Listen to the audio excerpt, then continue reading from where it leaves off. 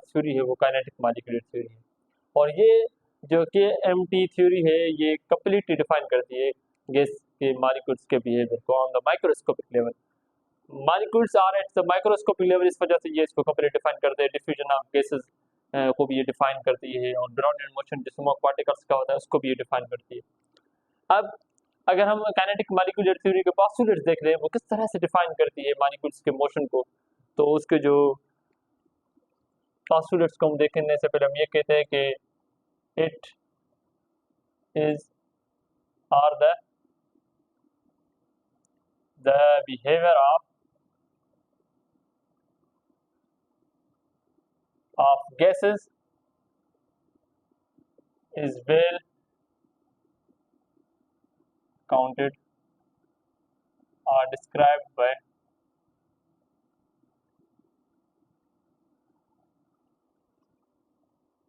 kinetic molecular theory KMT। इसमें diffusion of gases या दूसरे जो ये चीजें डिफाइन कर लेती है। अगर हम पोस्टुलेट्स देख लें काइनेटिक मॉलिक्यूलर थ्योरी किस तरह से डिफाइन करती है मॉलिक्यूल्स के मोशन को, उसके बेसिक पोस्टुलेट्स क्या है, तो हम ये अगर देख लें तो ये पोस्टुलेट्स ऑफ KMT और जिनकी मदद से ये मॉडल बनता है, जिनकी मदद से हम ड्राइव कर सकते हैं एक फंडामेंटल इक्वेशन, या हम ड्राइव कर सकते हैं relation between different quantities like pressure, temperature, volume.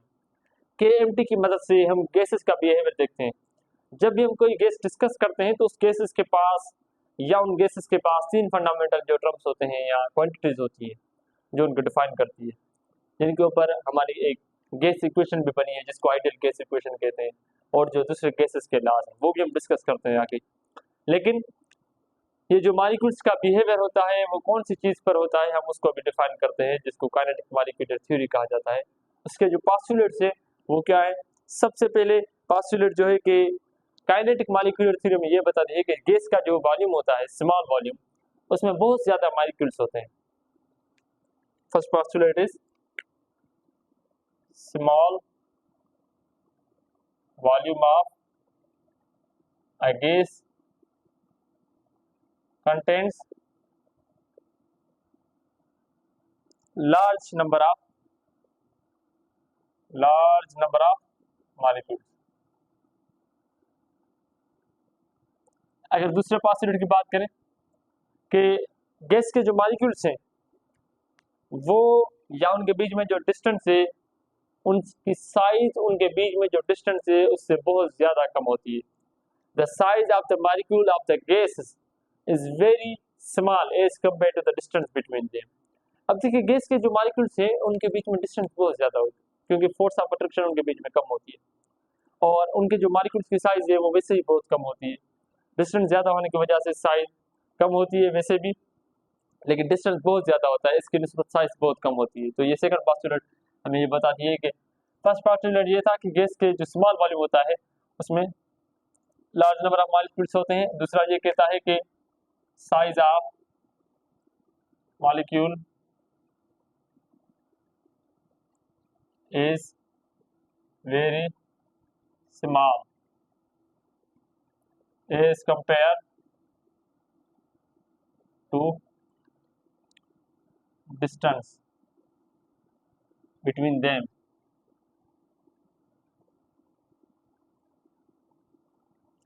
अब अगर हम देखें कि मॉलिक्यूल्स के मोशन की बात करें तो मॉलिक्यूल का मोशन जो है वो रैंडम होता है, वो रैंडमली मूव करते हैं, रैंडम डायरेक्शन में मूव करते हैं, किसी भी तरफ वो मूव करते रहते हैं और वो कोलिजन करते रहते हैं।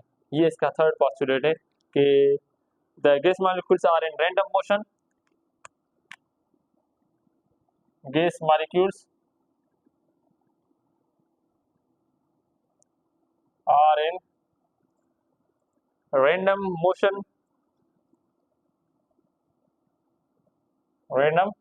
motion and may change their direction after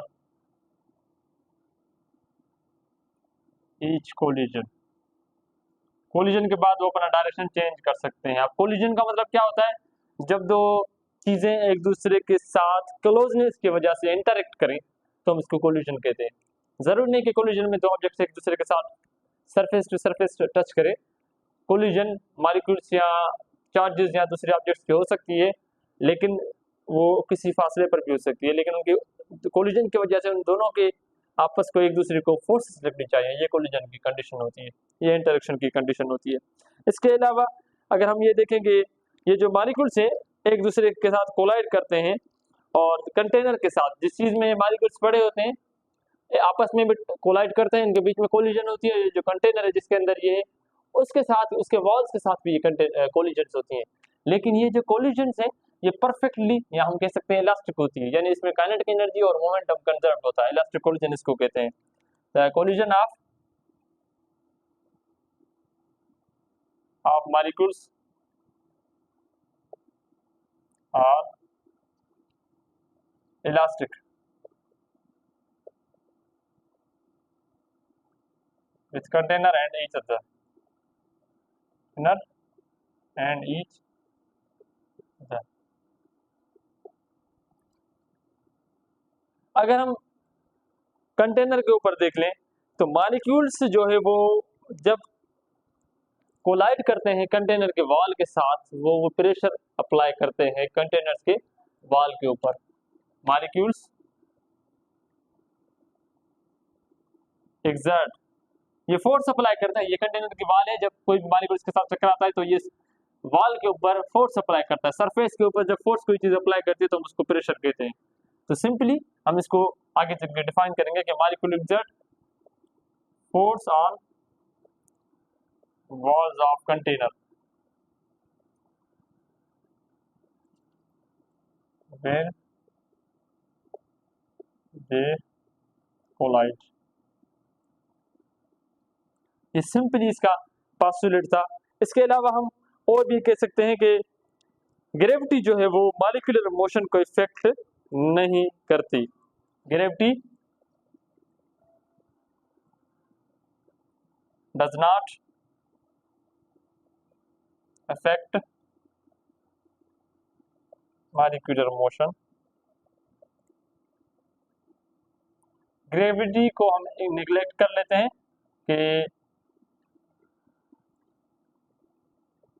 वो मॉलिक्यूलर मोशन ऑफ गैस को जो है वो इफेक्ट नहीं करती। ये कुछ सिंपल पोस्टुलेट्स हैं जो हमें ये बताते हैं कि काइनेटिक मॉलिक्यूलर थ्योरी किस तरह से डिफाइन करती है गैसेस के बिहेवियर को।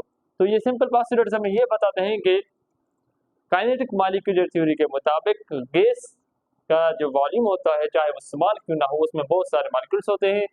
मॉलिक्यूल्स की जो साइज है वो बहुत कम होती है उनके डिस्टेंस से, उनके डिस्टेंस के निस्बत। इसके अलावा मॉलिक्यूल का जो मोशन होता है वो रैंडम होता है, वो रैंडमली मोशन मूव कर सकते हैं और अपना डायरेक्शन चेंज कर सकते हैं, और वो कोलिजन में होते हैं।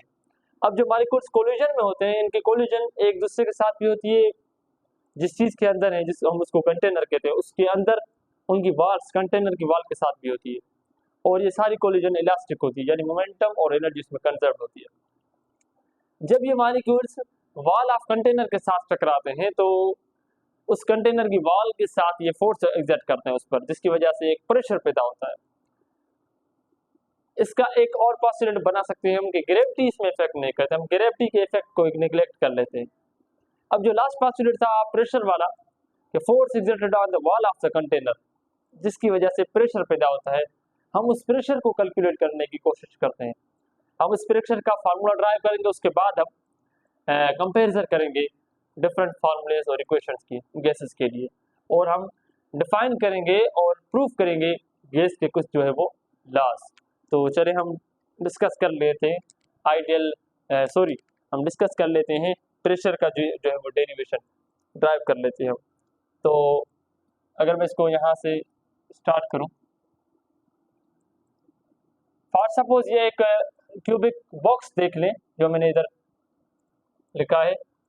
ये जो बॉक्स है इसमें डिफरेंट गैस मॉलिक्यूल्स हैं, रैंडमली मूव कर रहे हैं डिफरेंट डायरेक्शंस में, एक्स वाई जेड 3 डायरेक्शन है। अब ये मॉलिक्यूल्स है, इस जो बॉक्स है इसकी जो लेंथ है वो एल है। एल लेंथ का जो बॉक्स है, ये 3 डायमेंशनल बॉक्स है, इसका वॉल्यूम एल क्यूब हो जाएगा, जिसको हम वी से शो कर सकते हैं। अगर हम इसको देखें तो ये एल है, अगर इसका वॉल्यूम देखें तो V is equal to L cube हो जाएगा। ये जो मॉलिक्यूल्स हैं डिफरेंट डायरेक्शन में मूव कर रहे हैं, मॉलिक्यूल्स जब किसी फेस के साथ टकराते हैं तो वहां पर वो फोर्स अप्लाई करते हैं उस सरफेस पर। अब फोर्स अप्लाई की उस सरफेस पर तो हम ये कह सकते हैं कि प्रेशर अप्लाई किया। फोर्स अप्लाई करने का मतलब होता है जब कोई मॉलिक्यूल मूव कर रहा है किसी वेलोसिटी के साथ, तो जाहिर सी बात है यहाँ पर तीन डायरेक्शन है तो इसके तीन कंपोनेंट होंगे वेलोसिटी के, वी एक्स भी होगा, वी वाई भी होगा और वी जेड भी होगा। अब हम तीनों को डिफरेंटली डिस्कस नहीं करते, हम पहले देखते हैं कि एक्स डायरेक्शन में जो वेलोसिटी है वी एक्स जिसको हम कहते हैं उसका क्या बिहेवियर है, हम उसको कैलकुलेट करते हैं। उसके बाद हम वी जेड और वी वाई में प्रेशर भी हम तीनों डायरेक्शन में कैलकुलेट नहीं कर रहे, हम सिर्फ एक डायरेक्शन में कैलकुलेट करने की कोशिश करते हैं, पी एक्स में कैलकुलेट करने की कोशिश करते हैं कि पी एक्स यानी एक्स डायरेक्शन में प्रेशर क्या होगा। फॉर सपोज अगर कोई मॉलिक्यूल है वो कंटेनर की वॉल के साथ टकरा रहा है, अगर वो यहाँ से आ रहा है तो उसकी जो उसका जो मॉलिक्यूल का मास तो सबका सेम होता है। फॉर सपोज अगर हाइड्रोजन गैस है तो उसके मॉलिक्यूल का मास सबका सेम होगा, उसको हम एम से रिप्रेजेंट कर सकते हैं। एक्स डायरेक्शन में अगर कोई, ये एक्स डायरेक्शन है, अगर एक्स डायरेक्शन में कोई मॉलिक्यूल मूव कर रहा है तो उसकी जो स्पीड है वेलोसिटी है वो v1, अगर एक मॉलिक्यूल है मैं इसको या उसकी स्पीड को मैं vx कह देता हूँ, या v1 एक मॉलिक्यूल है तो उसको v1 कह देता हूँ, v1x। तो इसका अगर मोमेंटम में देखो, ये सरफेस है उसके साथ ये कोलाइड कर रहा है तो इसका मोमेंटम हो जाएगा mv1 या mv1x, एक्स डायरेक्शन में। इस वजह से यहाँ पर ये आएगा इसके साथ कोलाइड करके, ये रिटर्न भी हो सकता है। अगर मैं इसको डिफाइन यहाँ से करना शुरू करूँ तो for this box, for this cubic box momentum for the molecule in the x direction is m1 या mv1x। ये मॉलिक्यूल यहाँ पर टकरा कर वापस आएगा तो इसका मोमेंटम माइनस mv1x हो जाएगा। अगर हम चेंज इन मोमेंटम फाइंड करें, ये मोमेंटम है तो change in momentum in x direction is equal to, ये second momentum mv1x minus first momentum mv1x, तो ये माइनस 2 mv1x हो जाएगा। ये इसका हो जाएगा मोमेंटम। अब हमें पता है कि अगर गैस के मॉलिक्यूल्स हैं और इनका जो बिहेवियर है वो इस तरह से है कि ये जब मूव कर रहे हैं मॉलिक्यूल एक जगह से दूसरी जगह जाएगा, एक सरफेस से दूसरे सरफेस के साथ टकराएगा, तो उन मॉलिक्यूल्स को ये जो लेंथ है इस बॉक्स की वो एल लेंथ है। जब कोई मॉलिक्यूल इस सरफेस के साथ टकराएगा, यहाँ पर आया इसके साथ टकराया फिर वापस जाएगा, फिर रिटर्न होकर इस सरफेस के साथ टकराएगा, तो ये जो लेंथ है वो कवर करेगा 2l, 2 टाइम्स ऑफ l जो है वो लेंथ ये कवर करेगा। ठीक है, जो इसकी वेलोसिटी है वो vx है, जो इसको टाइम लगेगा वो डेल्टा t लगेगा। तो time for collision delta t is equal to s upon v।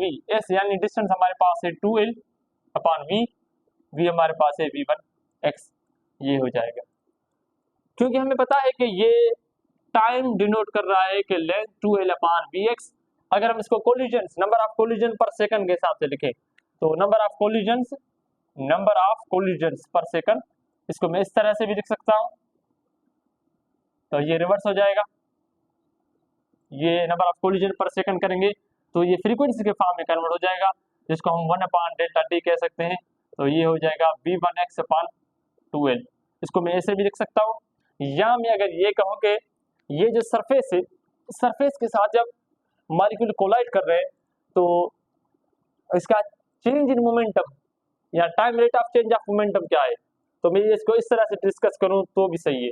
दोनों तरह से हम ये फॉर्मूले लिख सकते हैं कि चेंज ऑफ या time rate of change of momentum, यानी change in momentum with respect to time, या हम इसको लिख सकते हैं number of collisions with change in momentum. तो मैं इसको सिंपली लिख लेता हूं कि time rate of change of momentum, time rate of change of momentum of gas molecules, change of momentum यानी p of gas molecules, p is equal momentum. तो मैं इसको लिख सकता हूं कि यहाँ change in momentum is minus 2 mv1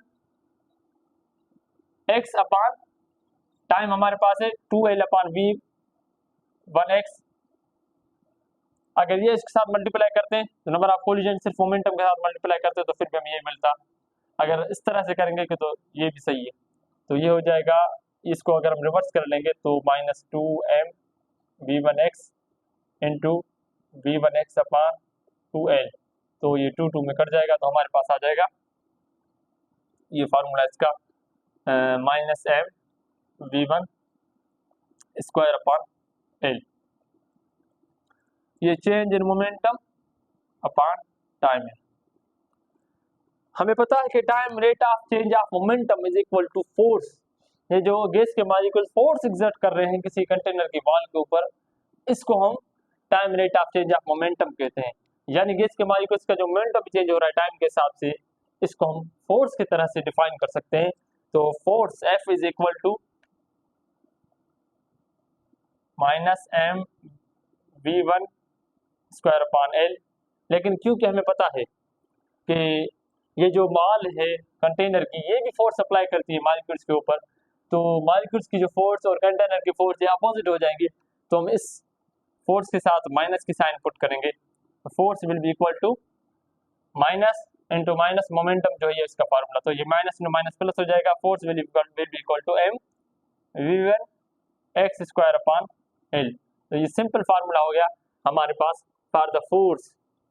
force का फार्मूला ये हो गया। अब क्योंकि हमें पता है कि ये एक मॉलिक्यूल की फोर्स है, the force that a molecule is, ये जो मॉलिक्यूल है एक्स डायरेक्शन में, वो जो एग्जर्ट कर रहा है force on the wall of the container in the x direction, वो ये है। For all the molecules in the x direction अगर हम कहें, देयर आर डिफरेंट और so many molecules in the x direction, तो उनकी फोर्स क्या होगी। तो हम अगर इसको लिखें तो मैं इसको इधर से जो है वो मिटाता हूँ।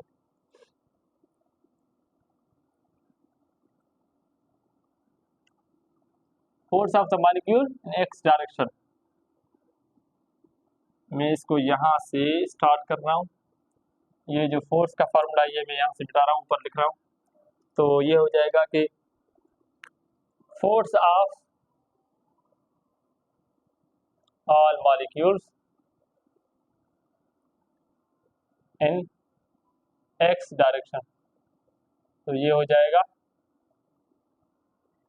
Fx is equal to F1x, F2x, F3x and Fnx। हमने देखा है कि for one molecule Fx is equal to F1x is equal to m v1x square. तो ये for all molecule the force will be Fx is equal to, ये हम अगर इसमें यहाँ पर पुट करते जाए तो m v1x स्क्वायर/l प्लस m v2x, मास सबका सेम है, length of the cube same है, तो सिर्फ वेलोसिटी चेंज हो जाएगी। प्लस अगर मैं इसको इस तरह से लिखूं तो ये हो जाएगा m vnx स्क्वायर/l, तो ये इस तरह से हो जाएगा। अगर हम यहाँ पर ये कॉमन ले लें the term of the velocity, अगर हम और मास और सॉरी लेंथ कॉमन ले लें तो ये हो जाएगा m/l, और सारे जो वेलोसिटीज हैं उनका सम जो है 1 हो जाएगा vnx स्क्वायर, ये इस तरह से हो जाएगा। सारे वेलोसिटीज कंपोनेंट, सारे मॉलिक्यूल्स के जो एक्स कंपोनेंट ऑफ वेलोसिटी उनका स्क्वायर का सम है ये। हमें पता है कि जो किसी सरफेस के ऊपर फोर्स लगती है तो उसको हम प्रेशर से डिनोट करते हैं। Pressure is equal to force per unit area. तो अगर मैं इसको प्रेशर के फॉर्म में लिखना चाहूँ तो pressure is equal to force upon area. It means pressure is equal to force upon area. Force हमारे पास यहाँ पर प्रेशर इन एक्स डायरेक्शन में कहूँ तो ये फोर्स Fx हो जाएगी टोटल फोर्स, और एरिया को यहाँ पर हम ये लेंथ से डिनोट कर रहे हैं। लेंथ L है, यहाँ पर भी लेंथ यूनिट और डायमेंशन में सेम होती है, तो area is equal to length into length is equal to L square हो जाएगा। तो ये हमारे पास यहाँ पर हो जाएगा L स्क्वायर।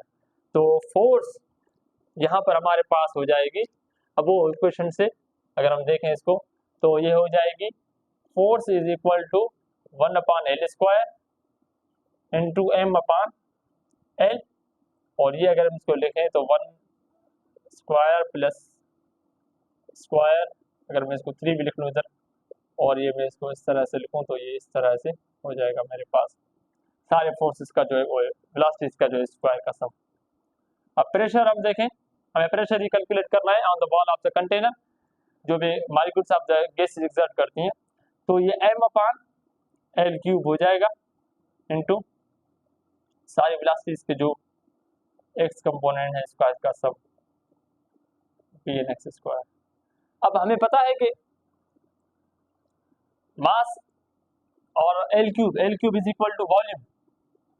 अगर मैं इसको लिखूं वॉल्यूम के फॉर्म में तो ये हो जाएगा mass upon volume into v1x² plus v2x² और सारे वेलोसिटीज के एक्स कंपोनेंट का सम का स्क्वायर का सम।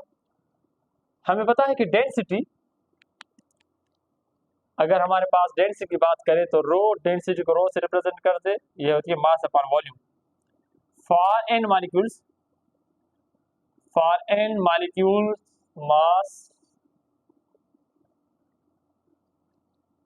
मास विल बी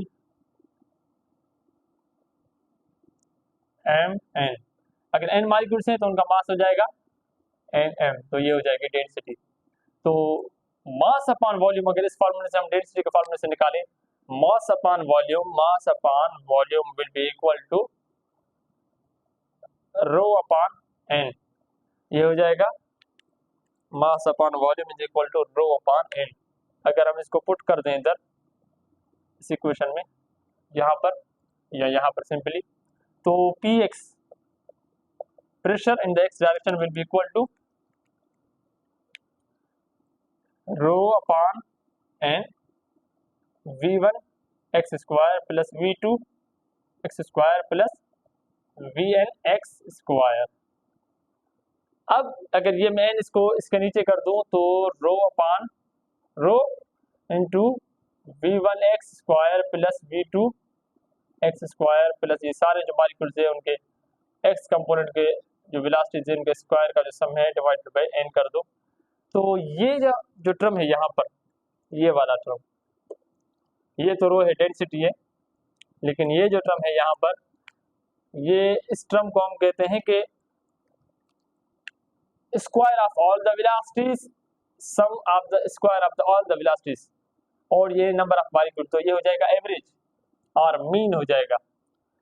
इस टर्म को हम कहते हैं मीन ऑफ स्क्वायर्ड वेलोसिटीज,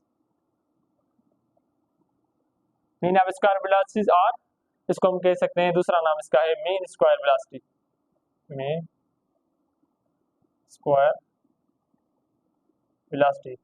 इसको हम रिप्रेजेंट करते हैं इस तरह से, mean square velocity in x direction is equal to this.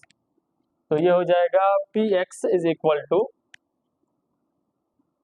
Equal to rho mean square velocity in x direction. ये फार्मूला हो जाएगा for pressure in x direction. X direction में प्रेशर का फार्मूला ये हो जाएगा। इसी तरह से हम डिफाइन कर सकते हैं फॉर फार्मूला, अगर हम देखें ये प्रेशर इन एक्स डायरेक्शन है तो ये इस तरह से होगा, तो pressure in Y direction and pressure in z direction वो भी इसी तरह से कैलकुलेट होगा, और हमें उनके फार्मूले मिल जाएंगे। P Y is equal to rho, और ये mean square velocity in Y direction इस तरह से, और पी जेड भी हमारे पास इसी तरह से मिलेगा हमें कि रो वी जेड स्क्वायर इस तरह से हो जाएगा, ये तीनों कंपोनेंट्स। अगर हम इसको ज़्यादा देख लें तो ये हमारे प्रेशर के फॉर्मूले हो जाएंगे, और तीनों डायरेक्शन में प्रेशर जो है वो इक्वल अप्लाई होगा फॉर ऑल द मॉलिक्यूल्स, क्योंकि सारे मॉलिक्यूल्स का मास सेम होता है इस वजह से, और ये मोमेंटम एक जितना जो है वो ये देंगे। तो पी एक्स हो जाएगा रो वी एक्स स्क्वायर, और ये वी वाई स्क्वायर, और ये वी जेड स्क्वायर। इसको हम बार से भी शो कर सकते हैं, अगर हम इन जो ब्रैकेट से शो ना करें तो हम इसको बार से भी शो कर सकते हैं, इस तरह से वी एक्स बार स्क्वायर, इससे भी शो कर सकते हैं, दोनों तरीकों से हम इसको शो कर सकते हैं। आगे अगर हम इसको डिस्कस करें तो इसके जो हम इसको और भी मज़ीद आसान बना सकते हैं, और क्योंकि हमें कुछ डेरिवेशंस करनी है और हमें कुछ लॉस ड्राइव करने हैं इस डेरिवेशन से, काइनेटिक मॉलिक्यूलर थ्योरी की मदद से, तो हमें वो कर रहे हैं, तो हम वो कर लेते हैं। पहले मैं इसको यहाँ से मिटा रहा हूँ, और हम जो है वो इसको और जो है वो सिंपल करने की कोशिश करते हैं ताकि हमें और आसानी से ये समझ में आ जाए। तो ये जो मॉलिक्यूल्स हैं मैं इसको भी मिटा रहा हूँ। अब अगर हम देखें कि ये जो वेलोसिटी है, एक्स कंपोनेंट, वाई कंपोनेंट या जेड कंपोनेंट, वेलोसिटी के तीनों कंपोनेंट्स इक्वल होते हैं हमेशा। तो for all the components of the velocity we know that सारे डायरेक्शन में वेलोसिटी रैंडमली मूव करती है और उसका डायरेक्शन वो जो है वो ज्यादा वहां पर मेंटर नहीं करता for the molecules in the box और द कंटेनर। तो यहाँ पर हमारे तीनों जो कंपोनेंट्स हैं ये हो जाते हैं वी एक्स स्क्वायर या v x is equal to v y square equal to v z square. ये तीनों इक्वल है और ये इक्वल होते हैं किसके, वी के, वी के स्क्वायर के। ये सारे इक्वल है तो हम इसको इस तरह से लिख सकते हैं कि या ये हम इसको मैं ऐसे लिखूं तो ये हो जाएगा वेलोसिटी, टोटल वेलोसिटी। अगर मैं इसको कहूँ कि अगर फ्रॉम वेक्टर एडिशन हम इसको ऐड करें, फ्रॉम वेक्टर, क्योंकि तीनों कंपोनेंट इक्वल है तो from vector addition total velocity इनकी क्या हो जाएगी, टोटल वेलोसिटी को मैं वी से शो कर रहा हूँ, वी स्क्वायर और v bar square is equal to v x square plus v y square plus v z square. तो हमें पता है कि तीनों कंपोनेंट सेम है तो हम तीनों की जगह एक ही कंपोनेंट रख सकते हैं, वी एक्स, यहाँ पर भी वी एक्स और ये भी वी एक्स रख लेते हैं। तो ये हो जाएगा 3 v x square equal to v square. अब हमने जो इक्वेशन लिखी है उस इक्वेशन में हमने यहाँ पर वी एक्स स्क्वायर रखा है फॉर सपोज एक्स डायरेक्शन वाली जो इक्वेशन है उसमें। तो हम अगर इसको v के फॉर्म में लिखना चाहें तो वी एक्स स्क्वायर हो जाएगी इज इक्वल टू 1/3, फिर इस तरफ चला जाएगा वी स्क्वायर। इसको मैं रखूंगा यहाँ पर प्रेशर के फॉर्मूले में, ना कि एक्स और वाई डायरेक्शन का प्रेशर, मैं इसको सिंपली प्रेशर कर दूंगा क्योंकि तीनों प्रेशर सेम है। तो pressure will be equal to 1/3 v 1/3 rho, rho हमारे पास यहाँ पर है डेंसिल, और ये वी स्क्वायर, इसको वी स्क्वायर या वी बार स्क्वायर भी हम लिख सकते हैं। तो ये फार्मूला हो गया फॉर द प्रेशर, प्रेशर का फार्मूला हमारे पास ये आ गया, फाइनल फार्मूला फॉर प्रेशर हम कह सकते हैं ये आ गया। इससे हम और भी मजीद फार्मूले बना सकते हैं जो कि हमें डिफाइन करेंगे डिफरेंट जो है वो टर्म्स या डिफरेंट जो है वो हमारे क्वांटिटीज को।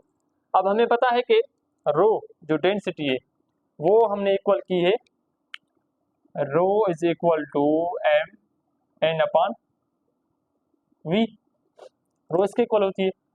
तो यहाँ पर अगर हम पुट करें तो pressure will be equal to, pressure is equal to 1/3 M N upon v bar square, इस तरह से हो जाएगा। अगर हम इसको सिंपली लिखना चाहें तो ये प्रेशर इन टर्म्स ऑफ, अगर मैं इसको एम अगर वी के साथ लिख लूं और ये इस तरह से मैं लिख लूं तो पी हो जाएगा 1/3 N upon V, sorry M V square, इस तरह से हो जाएगा। अगर मैं 2 मल्टीप्लाई और डिवाइड कर दूं तो ये हो जाएगा P is equal to 2/3 N upon V, और ये हो जाएगा 1/2 एम वी स्क्वायर। यहाँ पर अगर मैं इसको एन अपॉन वी को एन नॉट कह दूं, number of molecules per unit volume, तो ये हो जाएगा P is equal to 2/3 N naught या number of molecules per unit volume. ये हमारे पास एक इक्वेशन है, ये हमारे इंपॉर्टेंट इक्वेशन है जिसको हम आगे चल के भी यूज करेंगे। अगर मैं इसको नॉट के फॉर्म में लिखूं और ये हो जाएगा 1/2 एम वी स्क्वायर, इसको अगर मैं देखूं तो ये काइनेटिक एनर्जी है, इसको हम कह सकते हैं काइनेटिक एनर्जी। तो प्रेशर यहाँ से हम ये देखें तो 2/3 कांस्टेंट है and not number of molecules और वॉल्यूम भी कांस्टेंट होता है, तो ये टर्म कांस्टेंट हो जाएगा। तो pressure is equal to constant into kinetic energy हो जाएगा। तो pressure is directly proportional to kinetic energy of the molecule. लेकिन रिमेंबर डेट ये जो काइनेटिक एनर्जी है ये ट्रांसलेशनल काइनेटिक एनर्जी है, क्योंकि हमने यहाँ पर ट्रांसलेशनल काइनेटिक एनर्जी, हमने यहाँ पर वाइब्रेशनल और रोटेशनल मोशन डिस्कस नहीं किया, सिर्फ ट्रांसलेशनल मोशन किया है।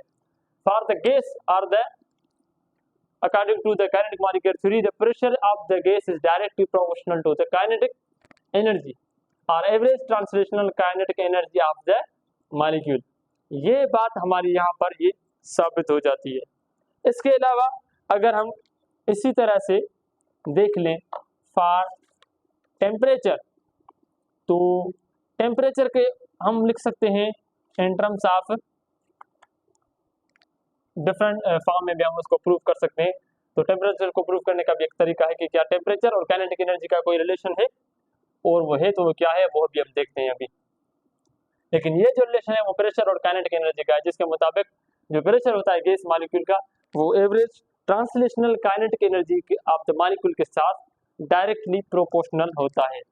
तो फॉर प्रेशर अगर हम देखें तो प्रेशर सॉरी टेम्परेचर और काइनेटिक एनर्जी का अगर हम एक रिलेशन देख ले तो हमें पता है कि जो गैस होती है रियल गैसेस वो सारे लॉज को कंप्लीटली फॉलो नहीं करती, लेकिन एक गैस होती है लो डेंसिटी गैस जिसको हम आइडियल गैस कहते हैं, जो सारे गैस लॉज को कंप्लीटली फॉलो करती है। उस आइडियल गैस की इक्वेशन आपने एलिमेंट्री क्लासेस में जो है वो स्टडी की होगी या मेट्रिकुलेशन में, वो इक्वेशन क्या है, उसके इक्वेशन को इक्वेशन ऑफ स्टेट और आइडियल गैस इक्वेशन कहते हैं। वो इक्वेशन गैस मॉलिक्यूल्स के बिहेवियर को या गैसेस के बिहेवियर को कंप्लीटली डिफाइन करती है। आइडियल गैस उस इक्वेशन को कंप्लीटली फॉलो करती है, रियल गैसेस भी उसको अच्छी तरह से जो है वो फॉलो करते हैं। तो उसको अगर इक्वेशन को हम लिखें तो from ideal gas equation, ideal gas equation हमें पता है कि PV इज इक्वल टू होती है nRT, ये आइडियल गैस इक्वेशन का फॉर्मूला है। अब आइडियल गैस इक्वेशन जो है वो 3 लॉ से बनी हुई है। वो कौन से लॉज हैं इसमें हम प्रूव भी करते हैं, बॉयल्स लॉ, चार्ल्स लॉ और एवोगाड्रोस लॉ, ये लॉज मिलकर ये इक्वेशन बनाते हैं। ये इक्वेशन जो है PV is equal to nRT, अगर मैं इसको डिफरेंट फॉर्म में लिखूं तो ये हो जाएगा PV n is equal to number of molecules upon Avogadro's number, Na Avogadro's number इसको कहा जाता है, ये मॉलिक्यूल्स का नंबर फिक्स होता है। अगर आप n फाइंड करना चाहते हैं तो n is equal to n upon Na हो जाएगा, तो PV is equal to n upon Na और T। R जो है वो गैस कांस्टेंट है जिसकी वैल्यू तकरीबन 8.314 जूल पर मोल होती है, और अगर इसको हम लिखें तो PV is equal to n R upon Na T। R upon Na को हम कहते हैं KB, Boltzmann constant, BV is equal to n KB T। तो इक्वेशन हमारे पास एक ये आ गई, PV is equal to n KB T या n KT। K जो है वो बोल्ट्जमैन कांस्टेंट है, इसकी वैल्यू तकरीबन 1.38 इंटू 10⁻23 होती है। अब अगर हम देखें तो इसमें से अगर हम प्रेशर और वॉल्यूम का फार्मूला अगर PV बनाए तो ये PV इसमें से आ जाएगा हमारे पास is equal to 2/3 n into 1/2 mv square, sorry ये हो जाएगा इस तरह से। और ये भी हमारे पास है PV is equal to from ideal gas equation n KT और n KBT, तो ये इस तरह से हो जाएगा। दोनों को इक्वेट करते हैं, इक्वेटिंग बोथ हम कर रहे हैं अगर तो हमारे पास आ जाएगा n KT is equal to 2/3 n into 1/2 mv square, इस तरह से हो जाएगा। हमें पता है कि ये जो टर्म है वो काइनेटिक एनर्जी है, ये वाला टर्म काइनेटिक एनर्जी है, और ये हमारे पास काइनेटिक एनर्जी, तो ये हो जाएगा T is equal to n में कैंसिल हो जाएगा, और 2/3 ये हो जाएगा K इस तरफ नीचे, और ये हो जाएगा काइनेटिक एनर्जी का टर्म, क्योंकि 2 और 3 और K ये सारे कांस्टेंट है। तो ये जो टेम्परेचर है, टेम्परेचर इधर हमारे पास आ जाएगा डायरेक्टली प्रोपोर्शनल टू द, अगर हम इसको कांस्टेंट कंसीडर कर लें और ये काइनेटिक एनर्जी हो जाएगी जो हमारे पास, तो temperature is directly proportional to the kinetic energy of the molecule. Same relation जो कि प्रेशर के लिए मिला है, टेम्परेचर इज डायरेक्टली प्रोपोर्शनल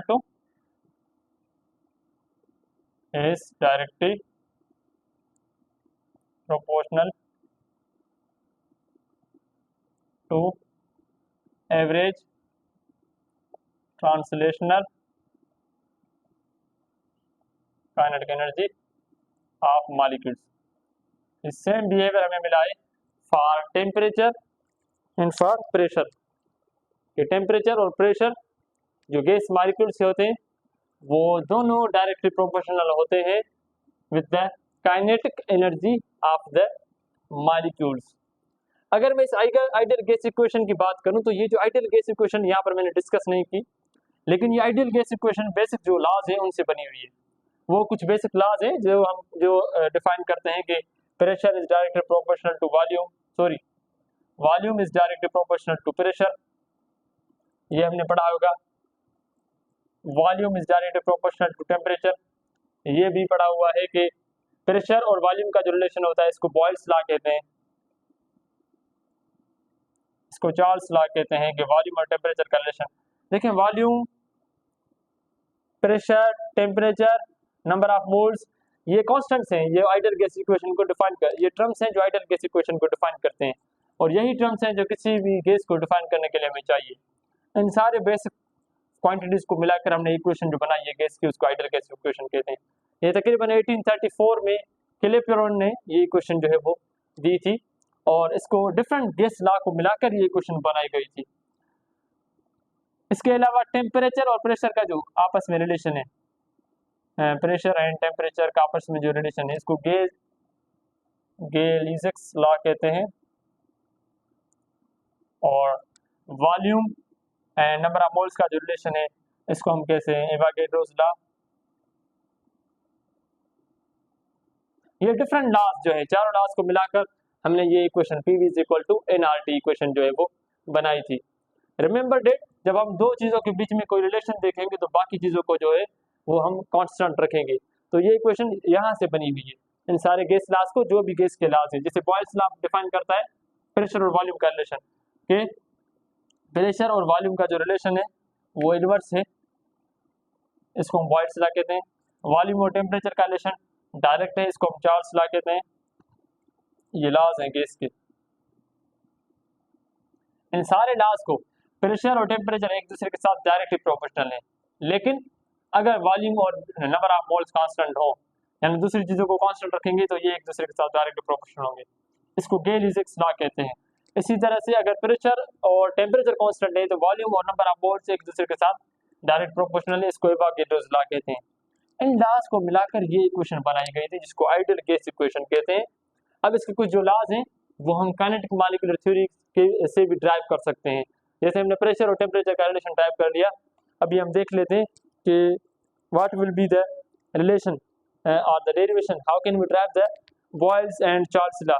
या हम ये देखते हैं कि क्या kinetic molecular theory gas laws को डिफाइन करती है, क्या उसके मुताबिक ये जो गैस लॉज है वो सही है या नहीं है, ये भी हम इससे ड्राइव या देख सकते हैं। तो हमें पता है कि फ्रॉम KMT थ्योरी प्रेशर जो है हमारे पास क्या है, प्रेशर इज इक्वल टू, ये हमारे पास प्रेशर का फॉर्मूला है। तो अगर मैं इसको लिखूं तो P is equal to 2/3 N/V 1/2 mv square, तो ये हो जाएगा। और हमें पता है कि इसको अगर मैं लिखूं तो ये हो जाएगा PV is equal 2/3 N × 1/2 mv square, इस तरह से हो जाएगा। अब क्योंकि हमें पता है कि 1/2 mv square is equal to kinetic energy, अगर हम टेम्परेचर को कांस्टेंट रखेंगे, टेम्परेचर अगर कांस्टेंट है, T कांस्टेंट है, तो ऑटोमेटिकली काइनेटिक एनर्जी भी कांस्टेंट हो जाएगी। तो ये जो सारा टर्म इस तरफ वाला काइनेटिक एनर्जी कांस्टेंट हो जाएगी, तो नंबर ऑफ मोल्स वैसे ही कांस्टेंट है, नंबर ऑफ मॉलिक्यूल्स, तो PV इज इक्वल टू ये हो जाएगा कांस्टेंट टर्म। और ये अगर इसको लिखें तो V is equal to constant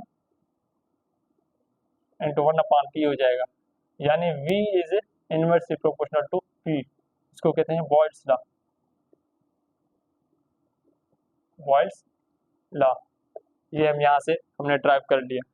इसी तरह से हम चार्ल्स लॉ को भी ड्राइव कर सकते हैं कि हमें पता है कि V इज इक्वल टू इस फार्मूले में से या इस फार्मूले से अगर हम V को लिखें तो V इज इक्वल टू ये हो जाएगा 2/3 N/P इंटू 1/2 mv²। ये इस तरह से हो जाएगा। अब हमें पता है कि वॉल्यूम, अगर हम यहाँ पर प्रेशर, जब हम वॉल्यूम और टेम्परेचर का रिलेशन देखेंगे तो हम प्रेशर को और नंबर ऑफ मोल्स को या मॉलिक्यूल्स को कांस्टेंट रखते हैं। तो अगर P कांस्टेंट है तो ये हो जाएगा V इज इक्वल टू, ये सारे टर्म्स कांस्टेंट हो जाएंगे और ये हो जाएगा काइनेटिक एनर्जी। हमें पता है कि kinetic energy is direct proportional to temperature, यहाँ से हमने देखा है। तो यहाँ पर हम इसकी जगह टेम्परेचर रख सकते हैं, तो volume is equal to constant into ये हो जाएगा हमारे पास टेम्परेचर। तो ये हो जाएगा volume is directly proportional to temperature. इसको हम कहते हैं चार्ल्स लॉ, चार्ल्स लॉ। तो हम आइडियल गैस के जो लॉज हैं या गैस के जो लॉज हैं, बॉयल्स लॉ, चार्ल्स लॉ, ये डिफरेंट जो लॉज हैं, ये सारे हम काइनेटिक मॉलिक्यूलर थ्योरी से ड्राइव कर सकते हैं।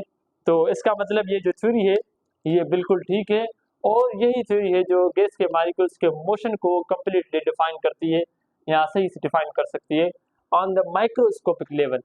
माइक्रोस्कोपिक लेवल पर ये गैस के मॉलिक्यूल्स को डिफाइन कर लेती है और हमें एक सिंपल रिलेशन देखती है for pressure, for temperature, for volume, and it also proves different conditions that pressure and temperature are directly proportional to kinetic energy.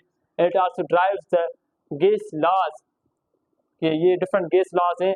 Gas laws जो है वो गैसेस के बिहेवियर को डिफाइन करते हैं, और काइनेटिक मॉलिक्यूलर थ्योरी गैसेस के behaviour को डिफाइन करती है और हमें उसका बिहेवियर डिफरेंट गैस लॉज के फॉर्म में दे देती है कि टेम्परेचर, प्रेशर, वॉल्यूम और नंबर ऑफ मोल्स वगैरह का आपस में क्या रिलेशन है।